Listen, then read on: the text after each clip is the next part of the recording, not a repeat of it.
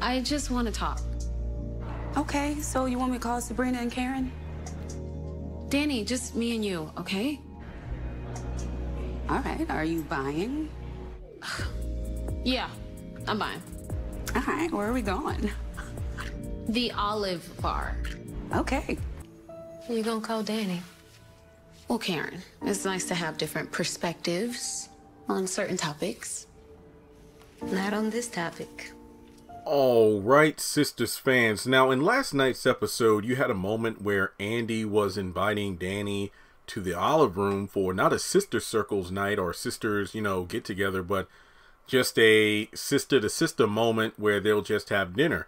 But the question is, what exactly will they be talking about? Because, at the end of the episode, or should I say towards the end of the episode, when Andi stops by the salon to not give a strong, convincing speech about how she's planning to get rid of everything Gary bought her, via Fatima's contacts to sell the stuff and then give that money to, Gary. Karen saw through all that, and, Andi's defense is, well, I'm still thinking about it because, what if he gets a therapist? And I'm like, Karen, same thing with Maurice regarding Sabrina and Calvin. We've heard this 1,000 times. Here's what you should do, but you're going to talk to like 20 other people to get different opinions, and then from there do the wrong thing and then end up in square one, depression. I mean, because Karen rightfully calls out Andi saying that, well, you're telling me this, but you're going to call Danny, aren't you? Or you're going to, for sure, call Danny. Well, it's important to get different perspectives on these kind of things.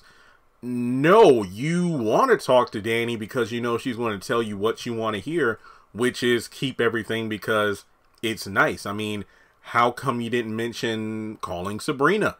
Because, Sabrina would either sugarcoat everything or go along with what everybody else is saying. I feel like Sabrina will probably say, well, what did everybody else have to say? What about Karen? What about Danny? So it's almost like Sabrina is the unofficial tiebreaker. But when I saw the episode the first time, there was like that pause between scenes where Fatima mentioned to Andi about how the timeline involving Karen being involved with Aaron and then having that office sex with Zach could mean that it isn't Zach's baby. And that pretty much made Andi's face droop. It's like, oh, because she was so Fatima, that's Zach's baby. Oh, Aaron? And then the next scene, she calls Danny. And I'm like, huh.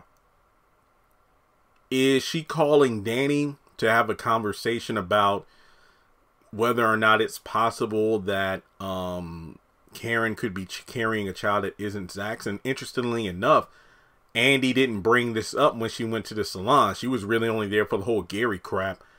But, she basically wants somebody to sign off on her foolishness. That's all this really is. So I'm guessing that Andi's dinner invite is either getting Danny's opinion on what to do about Gary, or having a one-on-one about the whole Karen could possibly be carrying Aaron's baby, not Zach's baby.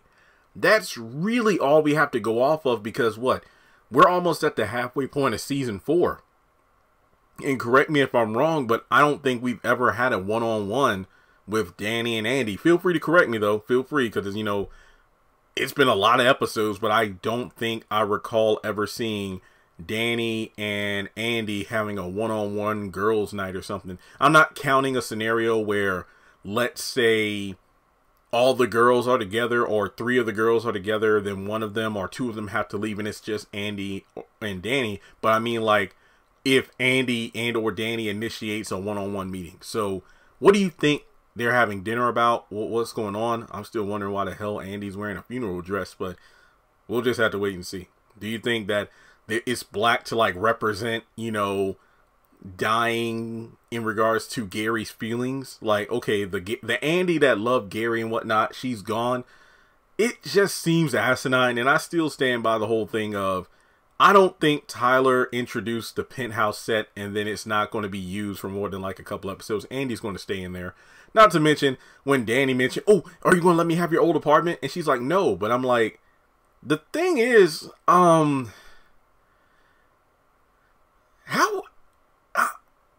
mean, when Danni says, are you going to let me have your old apartment? Is she saying, like, give me the apartment? Like, it's mine. I ain't got to pay rent or anything. But I don't know if that's what Danni meant. I mean, maybe Danni, she did mention before that she wanted to get, like, a house or a new place to live back during, like, season 3 when she was working constant hours at the airport. You know, like, when Karen or Sabrina would be like, why are you ducking and dodging, Preston? Well, I need to work. I need to, you know, upgrade my life, so I'm working extra hours. So I feel like it's possible that Danni's like, yeah, I want this apartment because it's nicer than my old one. But like I said in my review, it would have been funny if Andi would have said, no, Danni, you just want this apartment so you can constantly be close to the penthouse. But I know how you work, Danni.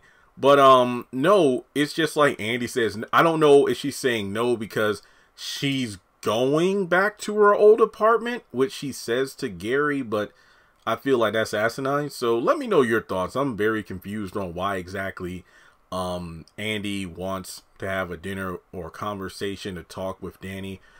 You know, Andi might want to talk Gary, might want to talk Karen, who knows. So with that being said, thanks so much for tuning in. Make sure you take a moment to hit the thumbs up button to show you like the video.